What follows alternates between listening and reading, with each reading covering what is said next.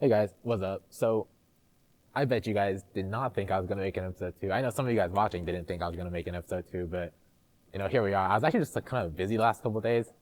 Um, had like some stuff in school going on, and then also like Worlds was happening, and a lot of my time was dedicated to like watching that. So, just like didn't have a lot of time to like do this stuff.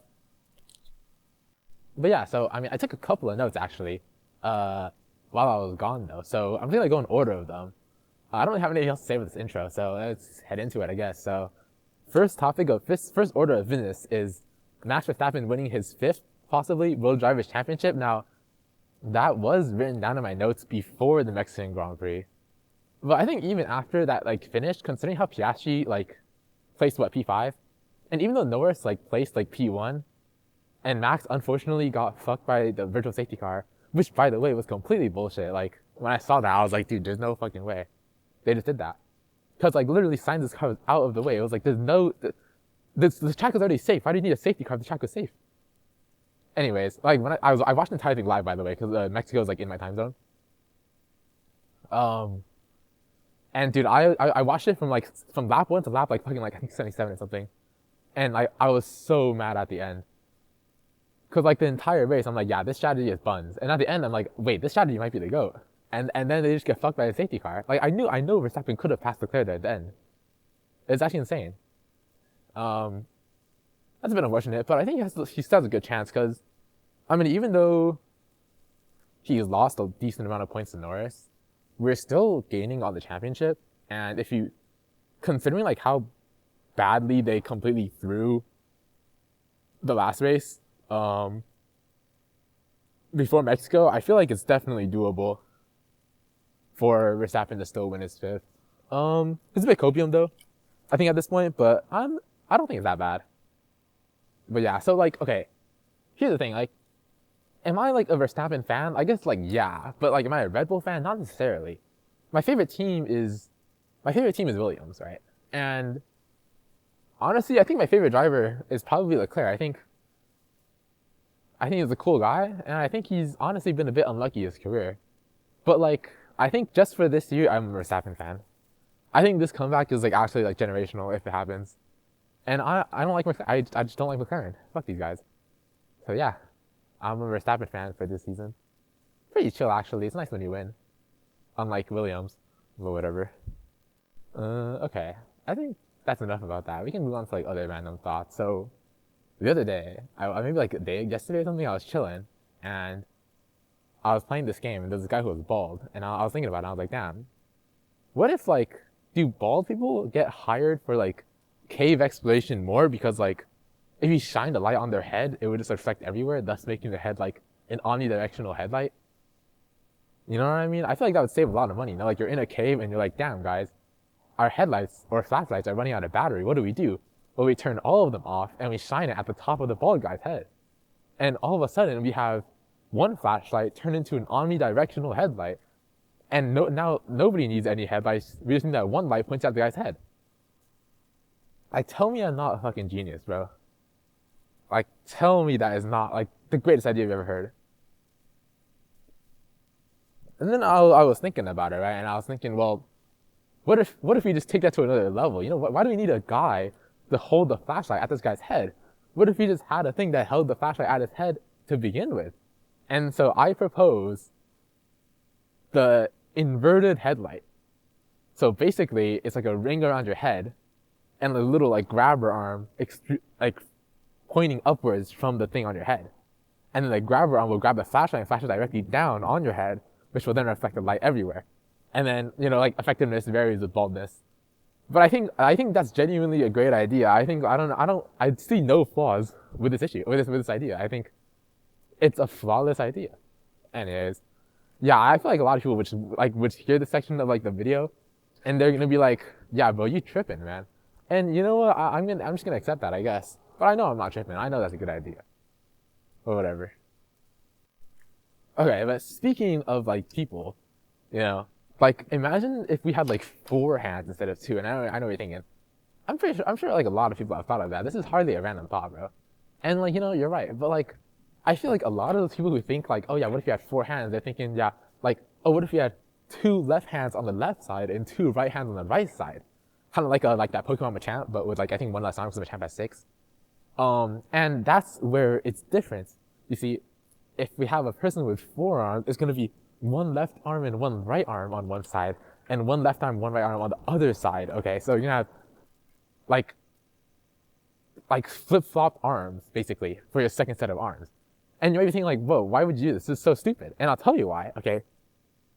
You ever like meet somebody in like a meeting, okay? And like meeting something, like a convention or whatever, and you're talking to them, but you're talking to 2 people, and when you're done, they're like, okay, see you later. And they extend out a hand for you to shake. But now you have to shake 2 people's hands, we only have 1 hand to shake them with, all right? So if they're both right-handed and you're also right-handed, you only have 1 right hand, you can't shake his right hand with your left hand, right? And if you have like 4 arms and 2 right arms on like one side, right? That means like one will be stretched and the other ones won't be stretched, and you won't be able to reach unless your arms are different lengths, which would be really weird. All right. So this solves the issue, okay? You have 1 on each side. So when you have 1 person on each side of you, the right and the left, you can shake them simultaneously.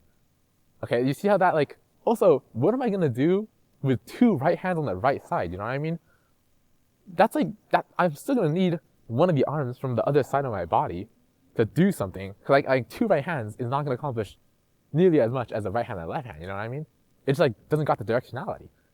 But if I have a right hand and a left hand on the same side of the body, it's like having a set of arm on each side of the body instead of 2 combined sets of arms. Does that make sense? Okay. Like I feel like you have to see the genius in this idea. And I feel like that's what people are really missing, you know what I mean? That's what's missing from this whole 4-arm theory, I think. And I feel like I really cracked it this time. You know?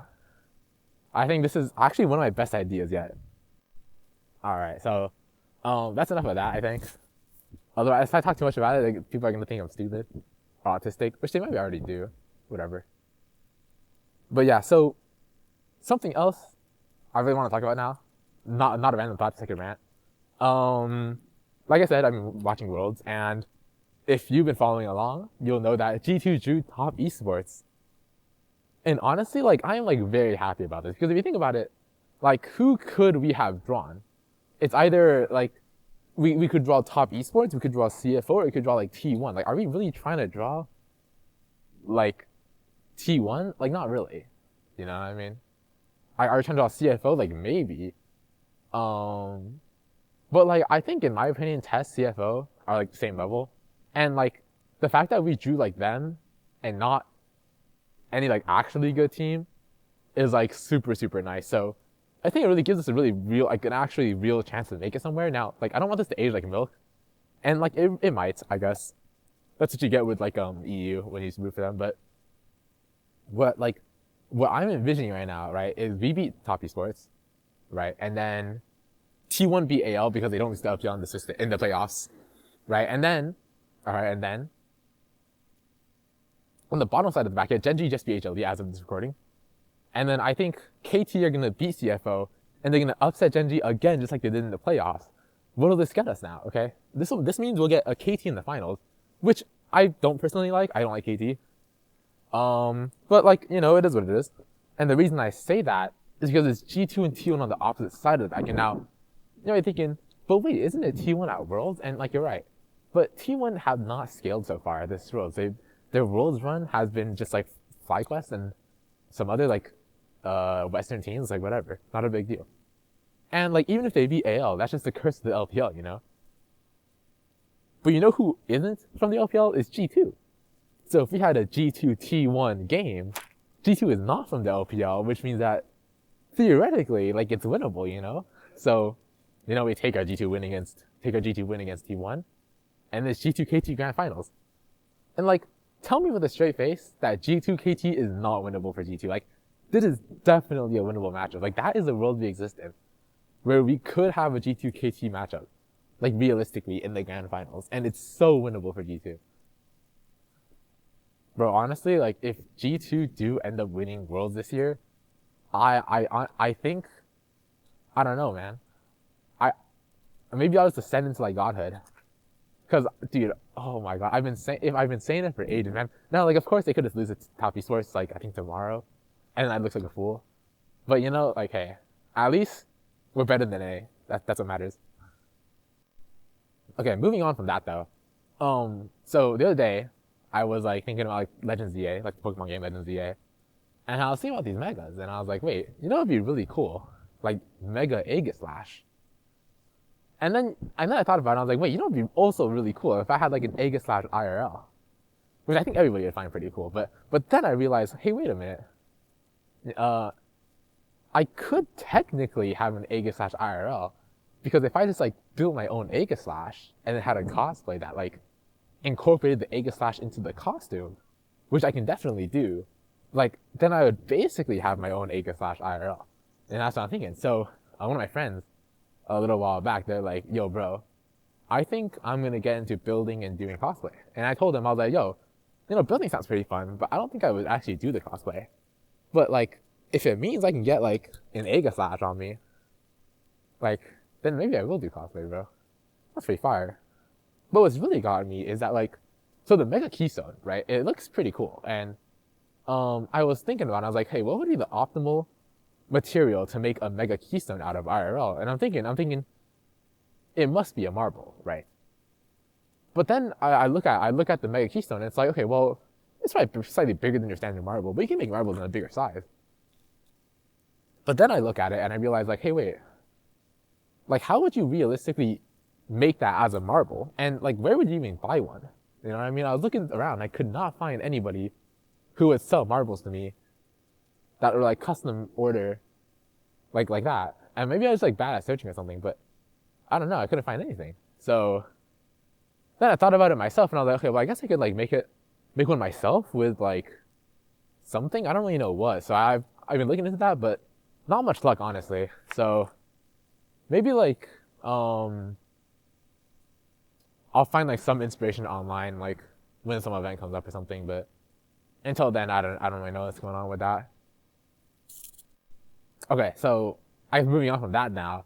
The other day, I was chilling. Okay, I was biking around. I was getting my classes, and the college campus is very disabled friendly. It's very accessible, and I don't know if that's like a law or something, but it just is. All right, and I'm not complaining or anything. It's like, it's cool. But I noticed, like, hey, wait, the entry button to a lot of these doors is very far away from the actual door, and I was like, why? Why don't you just put it next to the door? You know, if anything, shouldn't it be closest to the door so people can like actually reach it? And then like after like a day, I realized, wait a minute, hold on, it's because if it's too close to the door, the wheelchair will block the door. So I mean, that was a pretty big revelation, I think. I don't know if I was being too loud in that moment, but you gotta understand like the level of like mental like shock I received when I realized that fact was like insane. I was like, dude, that's why all the buttons are so far from the doors, so the wheelchairs aren't blocking the doors when they open. Like, that is actually insane. I don't know if I'm just stupid, but I swear like that is like, I don't know, man. I swear that's crazy. Anyways, the other day, alright, I don't know how many times I said the words the other day, but just a lot of things happened the other day. But anyways, the other day, like, I was chilling in one of my classes, and I put my backpack down, and I realized, hey, wait a minute. There's like a beam of light shining in my backpack. Okay, so I look around, and there's no light. Okay, and then so I'm like, okay, it's whatever. Maybe it's like somebody's flashlight or something. And I look around, and it's not. And I'm like, okay, maybe I'm tripping. So then when class ends, and everybody leaves, the person in front of me leaves, the person behind me leaves, I'm like still packing up, and I look down, and the beam of light is still there. Where is this beam of light coming from? It was not there last time I sat there. Like I tend to sit in like relatively the same spot every single time. And last time I was sitting there, the beam of light was not there. So I just left, and I was like, I'm thinking the whole way back, I'm like, damn, why was it just a random beam of light illuminating my backpack? What's the point of that? And whose light was it? Anyways, we're like 14 minutes into the audio, and I think that first episode was just longer because it was the intro episode and I had more to talk about, especially like regarding the intro specifically and like the premise of like the series. But now that we're on episode 2, like that part doesn't need to be said again, and so it's like gone a lot shorter. But honestly, I'm happy to leave it at this length, I think. So I don't really have anything else to say at this time. 14, 15 minutes, I think is a good benchmark. So I'll see. It's like, yeah, it's like a bit shorter than like the old school content, but like definitely way longer than like modern content. So yeah, I'll see you guys next time at an undisclosed date. Goodbye.